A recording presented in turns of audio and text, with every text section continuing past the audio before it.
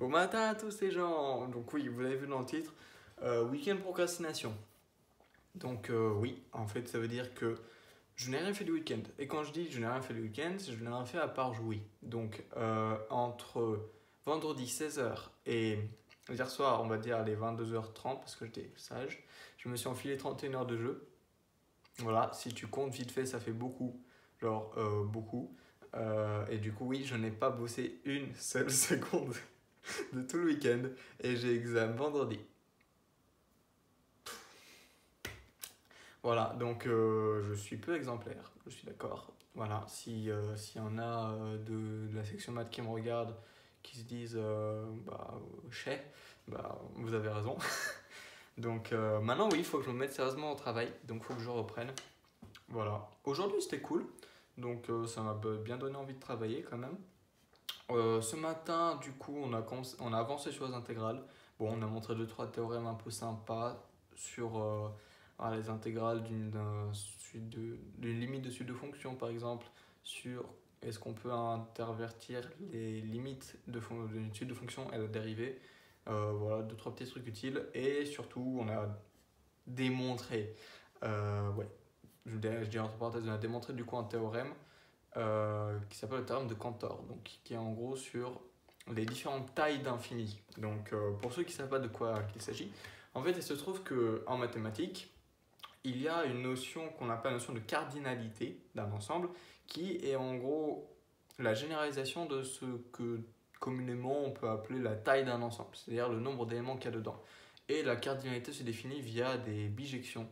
Donc voilà, un type d'application un peu particulière qui en gros permet de définir que deux ensembles ont la même cardinalité ou entre guillemets le même nombre d'éléments. Et du coup, il y a un théorème qui s'appelle le théorème de Cantor qui dit qu'il y a des infinis plus grands que d'autres. Et plus précisément que l'ensemble des nombres naturels, ça a la même taille que l'ensemble des nombres entiers, que l'ensemble des nombres rationnels, mais pas du tout la même taille que l'ensemble des nombres réels, qui a une pétrachée d'éléments en plus. Voilà. Donc qui est infiniment fois plus grand.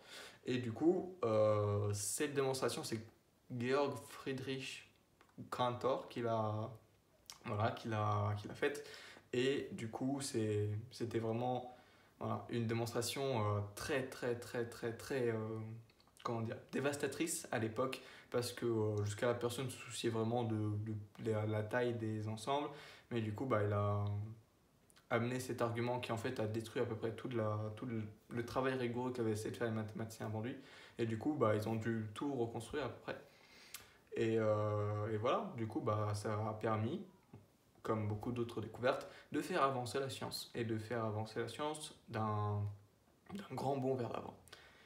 Et voilà, c'est un raisonnement qui est entre guillemets super simple, c'est une démonstration très courte, mais très puissante. Et c'est pour ça que beaucoup d'entre nous la connaissaient, aussi parce qu'on avait déjà parlé en cours d'ICC à la moitié du semestre, mais en vrai, j'imagine que beaucoup d'élèves qui sont dans la section maths s'intéressent un minimum aux mathématiques et en ont sûrement déjà entendu parler. Voilà, donc je vous l'exposerai si ça vous intéresse, sinon voilà, vous pouvez très bien taper sur Wikipédia, aller chercher la diagonale de Cantor. Voilà.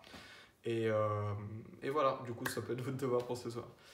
Et après, on a algèbre. Ouais, algèbre, ouais. On a continué les trucs sur les déterminants, on a vu les cofacteurs, les mineurs. Bon, c'est genre. C'est intéressant. Moi, c'est un truc que j'attendais de voir depuis belle lurette, mais ça n'a pas un grand intérêt pratique. Voilà, c'est cool, mais sans plus. Il n'y a pas de petits zigouigoui qui a vraiment fait plaisir. Et voilà. Donc, on a commencé la série d'algèbre, il faut que je la finisse du coup ce soir, au moment que j'avance bien. Voilà, du coup, je vous laisse. Bonne soirée. Ah non Oui, tant qu'à faire, parce que voilà, on a parlé de beaucoup de choses cool en analyse. Je veux parler d'un dernier truc, et ça, j'aimerais essayer de vous le faire. Pas maintenant, mais j'aimerais essayer. D'une autre bizarrerie mathématique qui s'appelle la corne de Gabriel, je crois, ou la trompée des Torricelli, je sais pas trop comment ça s'appelle en français, qui en gros est un objet mathématique, qui est une sorte de. Voilà. Tu prends la courbe de la fonction 1 sur x, et tu fais tourner cette courbe autour de l'axe des abscisses, ça te donne un truc de révolution, une surface de révolution. Et il se trouve que cette construction que tu as construite, c'est un peu redondant, eh bien, elle a une aire qui est infinie, mais pourtant, si tu calcules le volume qu'il y a à l'intérieur, eh bien ça, c'est complètement fini. Voilà. Donc oui, c'est un peu bizarre, ça défie un peu l'intuition, ça défie même beaucoup l'intuition normalement. Donc voilà, t'imagines que tu as un seau qui a une quantité finie de peinture dedans, mais si tu veux peindre le seau, si tu veux peindre l'extérieur du seau, bah, il te faudrait une infinité de peinture. Donc c'est assez bizarre. Voilà, c'est assez bizarre. Ça se démontre pas trop difficilement et j'aimerais bien le faire, mais pour que ce soit vraiment rigoureux, pour appliquer la bonne rigueur qu'on a en analyse, il faudrait que j'aille me plonger vite fait dans le doucher sur les formules pour la longueur d'une courbe, parce que ça, on l'a pas vu encore et j'ai peur qu'on ne voit même pas en classe. On le verra peut-être en série, qui sait. Mais voilà, du coup, j'aimerais bien plonger dedans pour voir rigoureusement ce de quoi ça en ressort. Et une fois ceci fait, eh bien, je vous le montrerai. Voilà. Sur ce, bonne soirée pour de vrai cette fois. Voilà, abonnez-vous. Un Français à l'Opel fait sur Instagram. Voilà, répondez à bonne parole, abonnez-vous. Et puis je vous dis à demain. Ciao.